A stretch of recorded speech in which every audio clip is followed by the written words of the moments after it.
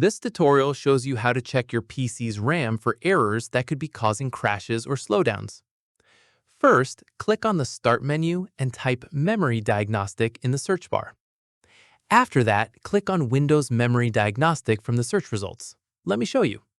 From there, a small window will pop up asking whether to restart now or check for problems the next time you start your PC.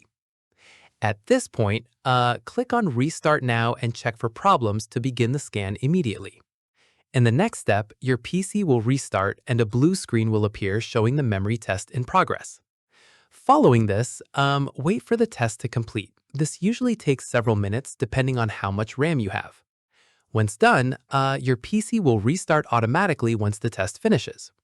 From here, click on the Start menu and type Event Viewer in the search bar to check the results.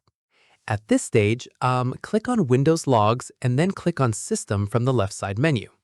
Following this, click on Find on the right side panel and type Memory Diagnostic, then click Find Next.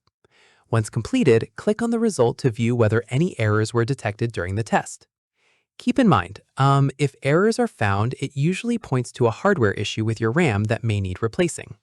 Finally, if no errors show up, your memory is working fine and the issue may be caused by something else. And that's it. If this guide helped you use Windows Memory Diagnostic, give it a like, subscribe for more Windows tutorials, and tap the bell icon for updates. See you in the next one.